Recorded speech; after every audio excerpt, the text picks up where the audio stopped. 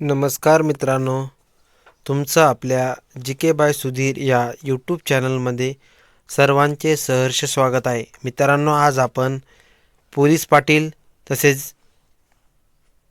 Police भरती व उच्च न्यायालय शिपाई हमाल व फराश यांच्यासाठी आज आपण जे की ऐतिहासिक घटना इतिहासामध्ये जे काही घडलेले आहेत आणि त्याविषयी वारंवार आपल्याला परीक्षेमध्ये प्रश्न विचारले जातात मित्रांनो, त्यांच्याविषयी आज आपण 2018 ते 2025चे जे काही क्वेश्चन विचारलेले आहेत ते मी तुम्हाला एक छोट्या स्वरूपात तुम्हाला माहिती देण्याचा प्रयत्न करत आहे मित्रांनो. आणि अत्यंत महत्त्वाची माहिती आहे आणि ही माहिती तुम्हाला कुठेच भेटणार नाही मित्रांनो, फक्त आपल्या चॅनलवर तुम्हाला भेटणार आहे. तुम्ही जर आपल्या चॅनलवर नवीन असाल तर लाईक करा आणि सबस्क्राईब करा आपल्या चॅनलला. चला तर आपल्या व्हिडिओला सुरुवात करू. तर मित्रांनो, 1492ला आपण इथं पाहणार आहोत सण, वर्ष आणि ऐतिहासिक घटना आणि वैशिष्ट्य. तर मित्रांनो, 1492ला जी की ऐतिहासिक घटना घडली म्हणजे अमेरिका खंडाचा शोध लावला. आणि तो अमेरिका खंडाचा शोध कोणी लावला तर कोलंबस या शास्त्रज्ञाने अमेरिका खंडाचा शोध लावला होता मित्रांनो. आणि पुढं काय झालं 1498ला काय झालं की 1498ला भारतीय भूमीवर पाय ठेवणारा पहिला युरोपियन आला मित्रांनो. जो वास्को द गामा हा 1498ला भारतामध्ये आला मित्रांनो. आणि तो कालिकत या बंदरामध्ये आलता मित्रांनो. आणि भारतामध्ये जो काही युरोपियन येणारा पहिला हा वास्को द गामा आहे मित्रांनो. 1498ला आपल्या भारत या समुद्रमार्गाने जो भारत देशामध्ये आला मित्रांनो. पुढचा प्रश्न आपला जे की पुढचं 1746 ते 1748 मध्ये कर्नाटक पहिलं युद्ध झालं मित्रांनो. कर्नाटक पहिल्या युद्धामध्ये काय झालं मित्रांनो की जो फ्रेंच आणि इंग्रज यांच्यामध्ये जे युद्ध झालं त्याच्यामध्ये काय झालं, फ्रेंचांनी इंग्रजांचा पराभव केला होता मित्रांनो पहिल्या कर्नाटक युद्धात. मग पहिल्या कर्नाटक युद्धामध्ये जे काही फ्रेंचांनी इंग्रजांना पराभव केलं त्यानंतर पुन्हा एक फ्रेंचांचं आणि इंग्रजांचं युद्ध झालं. ते कधी झालं मित्रांनो, दुसरं कर्नाटक युद्ध. तर दुसरं कर्नाटक युद्ध झालं 1748 ते 54 या कालखंडामध्ये सनमध्ये जो काही दुसरं कर्नाटक युद्ध झालं त्यामध्ये काय झालं मित्रांनो की इंग्रजांनी फ्रेंचांचा पराभव केला होता. आणि हे इम्पॉर्टंट पाहिजे आहे कारण की दुसऱ्या कर्नाटक युद्धामध्ये फ्रेंचांनी इंग्रजांचा पराभव केला होता आणि पहिल्या कर्नाटक युद्धामध्ये फ्रेंचांनी इंग्रजांचा पराभव केला होता. तर अशा प्रकारे मित्रांनो असं इंग्रज आणि फ्रेंचांचा युद्ध झालं, त्यामध्ये आपण कर्नाटक युद्ध म्हणून ओळखलं जातं मित्रांनो. आपलं पुढची जी काही ऐतिहासिक घटना आहे मित्रांनो 1756 ते 63 या कालखंडामध्ये काय झालं मित्रांनो की तिसरे कर्नाटक युद्ध झालं. त्याला आपण साप्ताहिक युद्ध म्हणून सुद्धा ओळखलं जातं मित्रांनो. यामध्ये काय झालं, इंग्रजांनी पुन्हा एकदा इंग्रजांनी फ्रेंचांचा पराभव केला तिसरे कर्नाटक युद्धसुद्धामध्ये. 1793 मध्ये कायमधारा पद्धत आणली मित्रांनो. आणि ती आणली मित्रांनो कॉर्नवालिस जो बंगाल प्रांतात प्रथमच सुरू केली मित्रांनो कायमधारा पद्धत. त्यानंतर पुढं मित्रांनो 1798ला मित्रांनो काय झालं की तैनाती फौजेचा जो वेल्सने सर्वप्रथम निजामावर तैनाती फौजेचा अवलंब केला मित्रांनो. जे की बाहेरून जी की तैनाती फौज येत होती त्यांना आपण आपल्या सैन्यामध्ये विलीन करण्याचं काम हे वेल्सने सर्वप्रथम केलं मित्रांनो. आणि तैनाती फौजेचा स्वीकार केला मित्रांनो. पुढं काय झालं मित्रांनो 1526ला मित्रांनो 1526ला काय झालं मित्रांनो की पानिपतचं पहिलं युद्ध झालं मित्रांनो. 1526 मध्ये पानिपतचं पहिलं युद्ध झालं. ती पानिपतचं युद्ध कोणाकोणा झालं मित्रांनो तर बाबर आणि इब्राहिम लोधी यांच्यामध्ये झालं. तर ह्याच्यामध्ये विजय कोण झाला होता मित्रांनो, बाबर हा विजय झाला तर पहिल्या पानिपत युद्धामध्ये. त्यानंतर पुन्हा 1556ला काय झालं की दुसरं पानिपत युद्ध झालं. याच्यामध्ये ही दुसरं पानिपत युद्ध कोणामध्ये झालं? अकबर आणि हेमू यांच्यामध्ये झालं. तर ह्याच्यामध्ये कोण विजय झाला? तर बाबर विजय झालता मित्रांनो. कोण झालता? तर बाबर विजय झालता. पुन्हा काय झालं मित्रांनो, 1600 मध्ये ईस्ट इंडिया कंपनी आपल्या भारतामध्ये आली मित्रांनो. आणि 1600 मध्ये ईस्ट इंडिया कंपनीची स्थापना आपल्या भारतामध्ये झाली. आणि काय केलं, इंग्रजांनी भारतात व्यापार करण्याच्या दृष्टीने स्थापन केली होती मित्रांनो. तर ईस्ट इंडिया कंपनी ही 15 वर्षाच्या करार आपल्या भारतामध्ये आलती. आणि इलिझाबेथ ही राणी इंग्रजांची होती आणि तिने 15 वर्षासाठी भारतामध्ये तुम्ही व्यापार करू शकता अशी परवानगी दिली ती मित्रांनो. आणि जेम्स पहिला या राजाने ईस्ट इंडिया कंपनीला आपल्या जी काही व्यापार करणारा जे काही आपले इंग्रज आले आपल्या भारतामध्ये त्यांना मदत केली ती मित्रांनो. आणि जेम्स पहिल्यामुळंच आपल्याला इंग्रजांनी ज्यांना मदत केल्यामुळंच आपल्याला ईस्ट इंडिया कंपनी आपल्या भारत देशावर भरपूर दिवस आपल्या त्यांचं वर्चस्व राहिलं मित्रांनो. पुढं काय झालं मित्रांनो, आपली तारीख मेन आहे मित्रांनो, प्लासीची लढाई. प्लासीची लढाई केव्हा झाली ती मित्रांनो? 23 जून 1757 झाली ती मित्रांनो. आणि त्याच्यामध्ये काय झालं मित्रांनो, प्लासीची लढाई कोणा झाली? तर सिराजुद्दौला आणि इंग्रज यांच्यामध्ये झाली ती मित्रांनो. तर इंग्रजांनी काय केलं, सिराजुद्दौलाचा पराभव केला आणि सिराजुद्दौला हा पळून गेला मित्रांनो तिथून. पुन्हा काय झालं मित्रांनो, बक्सरची लढाई. तर बक्सरची लढाई कोणाकोणा झाली मित्रांनो? तर शाह आलम, मीर कासिम आणि शुजाउद्दौला यांच्या झालती मित्रांनो. आणि इंग्रज शाह आलम, मीर कासिम आणि शुजाउद्दौला हे एकत्रित होते आणि इंग्रज एका बाजूने होते. तर ह्याच्यामध्ये काय झालं, ते इंग्रजांनी शाह आलम, मीर कासिम आणि शुजाउद्दौलाचा पराभव केला. तर बक्सरची लढाई काय झाली? तर 23 ऑगस्ट 1764 रोजी झाली मित्रांनो ही बक्सरची लढाई. पुढं काय झालं मित्रांनो, पानिपतचं तिसरं युद्ध झालं. पानिपतचं तिसरं युद्ध काय झालं मित्रांनो? तर पानिपतची 14 जानेवारी 1761 मध्ये पानिपतचं तिसरं युद्ध झालं. आणि काय झालं, अहमद शाह अब्दालीकडून मराठे पराभूत झाले मित्रांनो. पुढं काय झालं की 14 जानेवारी 1761ला काय झालं, पानिपतचं तिसरं युद्ध झालं. तर मित्रांनो, तिसऱ्या युद्धामध्ये कोण होतं?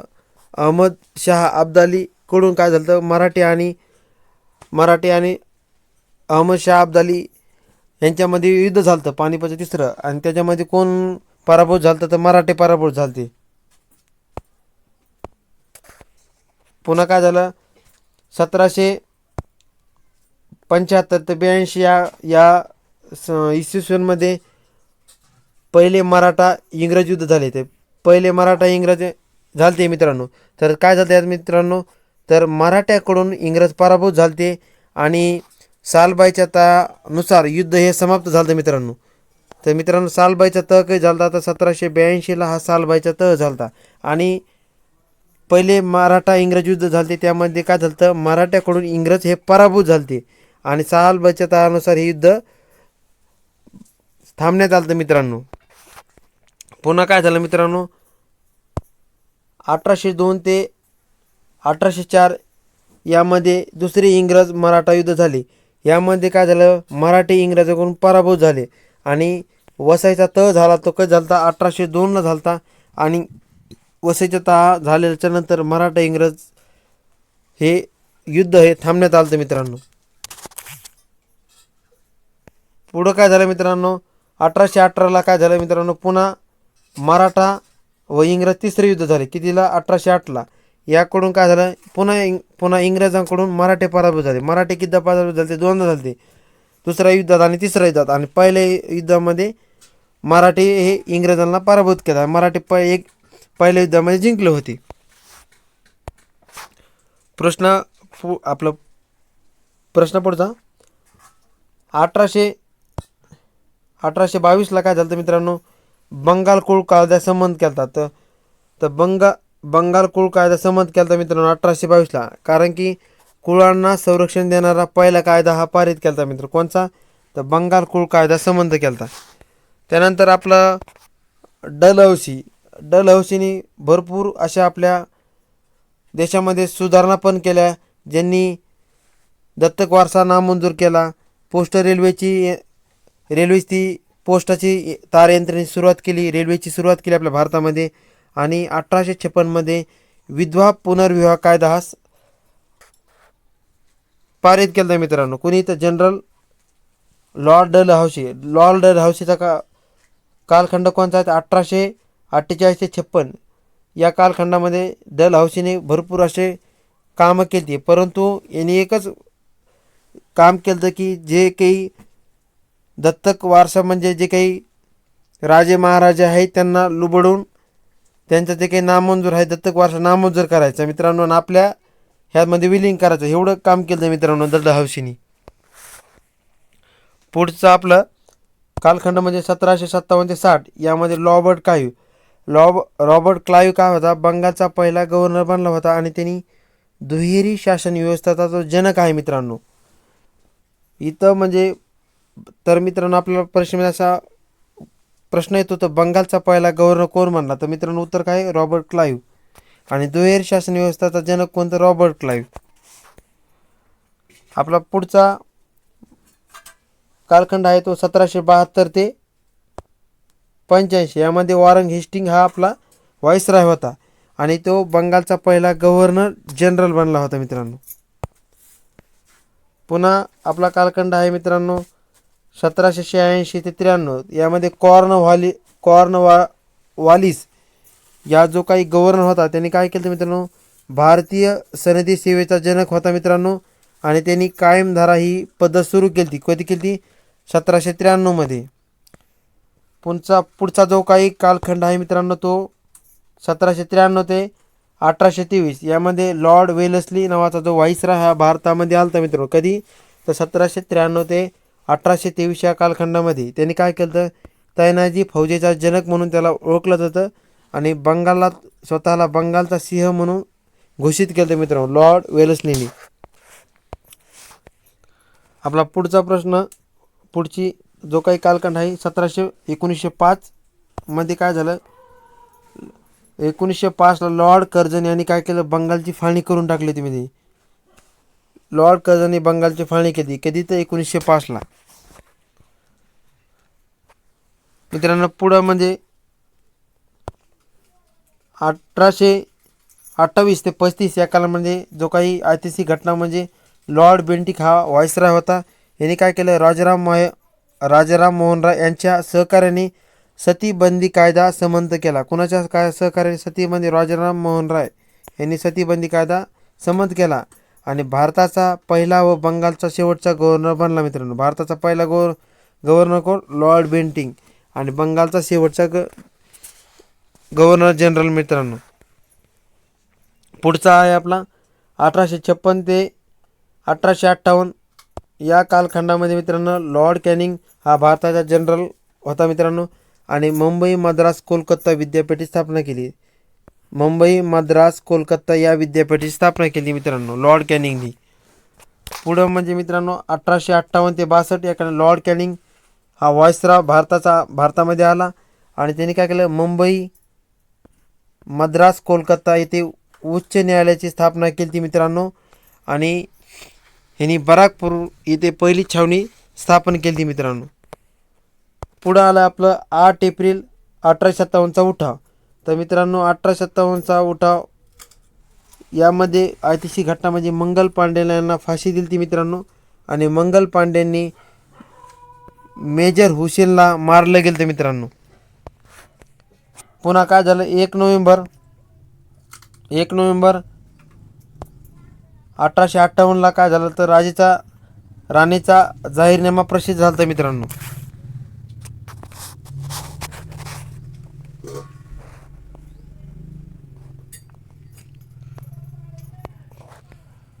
पुढं काय झालं मित्रांनो?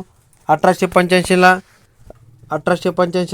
राष्ट्रीय काँग्रेसची स्थापना झाली आणि पहिलं अधिवेशन हे मुंबईला झालं मित्रांनो, आणि त्याचे अध्यक्ष कोण होते? ते व्यामेशचंद्र बॅनर्जी होते आणि पहिले काँग्रेसचे अधिवेशन भरले होते कधी, ते 1885ला. पुढं म्हणजे 1905ला काय झालं तर बंगालची फाळणी केली तर लॉर्ड कर्झनने केली. पुन्हा 1885 ते 1905 हा कालखंड म्हणजे तो मवाळ खंड म्हणून ओळखला जातो. यामध्ये दादाभाई नौरोजी, न्यायमूर्ती रानडे आणि गोखले व मेहता हे मवाळ खंडमध्ये राष्ट्रसभेचे सदस्य होते मित्रांनो. पुन्हा काय झालं 1906ला मुस्लिम लीगची स्थापना केली. तर मुस्लिम लीगची स्थापना कुठे झाली तर ढाका या ठिकाणी झाली. आणि त्याचे अध्यक्ष कोण होते, नवाब सलीम उल्ला हे मुस्लिम लीगचे अध्यक्ष होते. पुन्हा काय झालं 1909ला जॅक्सनची हत्या केली. ती कोणी केली मित्रांनो, अनंत लक्ष्मण कानेर यांनी केली मित्रांनो, जॅक्सन या कलेक्टरची हत्या. 1909ला काय झालं मित्रांनो, मार्ले मिंटो सुधारणा कायदा पारित करण्यात आला आणि मुस्लिमांना स्वतंत्र मतदारसंघ देण्याचे घोषित करण्यात आलं होतं मित्रांनो. आणि पुन्हा काय झालं 1911मध्ये बंगालची फाळणी रद्द करण्यात आली. कोणी केली ती मित्रांनो, तर लॉर्ड हार्डिंग्ज या व्हाईसरॉयने बंगालची फाळणी रद्द करण्यात आली. कधी, ते 1911ला. पुन्हा 1905ला काय झालं तर स्वदेशी चळवळीचा प्रारंभ झाला. त्यानंतर 1905ला वंगभंग चळवळ चालू झाली. त्यानंतर 1911ला भारताची राजधानी ही कोलकात्याहून दिल्लीला नेण्यात आली मित्रांनो 1911ला. त्यानंतर पुढं 1914 ते 18मध्ये पहिले महायुद्ध झालं होतं मित्रांनो. आणि मित्रांनो ज्यावेळेस महात्मा गांधी 1915ला भारतामध्ये वापस आले आणि त्यानंतर 1917ला जे की चंपारण सत्याग्रह महात्मा गांधींनी केलता मित्रांनो. आणि महात्मा गांधी यांनी पहिला सत्याग्रह केलता मित्रांनो, तो कुठं केलता तर बिहारमध्ये केलता मित्रांनो, शेतकऱ्यांसाठी. पुन्हा 1918मध्ये काय झालं तर खेडा सत्याग्रह केलता मित्रांनो, तो पण शेतसारा माफ करण्यासाठी महात्मा गांधींनी हा सत्याग्रह केलता मित्रांनो, खेडा सत्याग्रह पुन्हा काय झालं मित्रांनो 13 एप्रिल 1919 जालियनवाला बाग हत्याकांड मित्रांनो घडून आलता मित्रांनो. कारण की तो अमृतसर येथे पंजाबमध्ये अमृतसर आहे मित्रांनो. आणि तिथं जनरल डायर यांनी भारतीय जनतेवर गोळ्या घातल्या होत्या मित्रांनो. आणि जालियनवाला बाग हत्याकांडाचाच एक जाहीर चौकशी करण्यात यावी म्हणून हंटर कमिशन नेमण्यात होतं मित्रांनो. जालियनवाला बाग हत्याकांडाचं जे की विचारपूस करण्यासाठी कोणतं कमिशन नेमण्यात होतं, हंटर कमिशन. पुन्हा 1919ला काय झालं होतं की मॉर्लेन टू चेम्सफोर्ड कायदा पारित करण्यात आला आणि इंग्लंडमध्ये भारतीयांची उच्चपदी नियुक्ती करण्यात आली ती मित्रांनो. त्यानंतर 1919ला हा रौलट कायदा आलता आणि त्यालाच आपण काळा कायदा म्हणून ओळखला जातो. आणि याचं वैशिष्ट्य काय होतं, सिडने रौलट समित्याची शिफारस करण्यात आली. रौलट कायदा म्हणजे कसलीही गुन्हा न करता तुम्हाला त्यांना तुरुंगात टाकण्याचा अधिकार मिळाला होता मित्रांनो. पुन्हा काय झालं 1919 ते 24 या कालखंडामध्ये खिलाफत चळवळ सुरू झाली. खलिफांना पाठिंबा देण्यासाठी भारतीय मुस्लिमांनी सुरू केलेली एक खिलाफत चळवळ होती आणि खिलाफत चळवळीचे अध्यक्ष हे महात्मा गांधी होते मित्रांनो. पुन्हा काय झालं 1905 ते 1920 हा जहाल कालखंड हा होता मित्रांनो आणि टिळक युग म्हणून सुद्धा ओळखला जातो. त्यामध्ये लोकमान्य टिळक, लाला लजपत राय, लाल बाल पाल हे नेते होते मित्रांनो. पुन्हा 1920ला काय झालं मित्रांनो, असहकार चळवळ सुरू झाली आणि या चळवळीचे सूत्र सगळे महात्मा गांधीकडे आले. आणि या असहकार चळवळीमध्ये स्त्रियांचा भरपूर सहभाग होता आणि चोरी प्रकरणामुळे असहकार चळवळीचा शेवट झाला मित्रांनो. आणि तिथं चौराचौरी चळवळीचा जे की पोलीस ठाण पेटवून देण्यात आलं मित्रांनो. पुढं काय झालं मित्रांनो की 1 ऑगस्ट 1920ला लोकमान्य टिळकांचा मृत्यू झाला मित्रांनो आणि जहाल नेते म्हणून ते प्रसिद्ध होते मित्रांनो. पुन्हा काय झालं, 1923ला स्वराज्य पक्षाची स्थापना करण्यात आली आणि चित्तरंजन दास व मोतीलाल नेहरू यांनी स्थापना केली. तर मित्रांनो, अशा प्रकारे आज आपण इतिहासाच्या अत्यंत महत्त्वपूर्ण ऐतिहासिक घटना पाहिलेल्या आहेत. तर तुम्हाला आपला व्हिडिओ कसा आवडला तर नक्कीच सांगा. आणि आपल्या व्हिडिओवर तुम्ही आपल्या चॅनलवर नवीन असाल तर आपल्या चॅनलला सबस्क्राईब करा आणि लोकांपर्यंत ही माहिती पोहोचण्याचा नक्कीच प्रयत्न करा.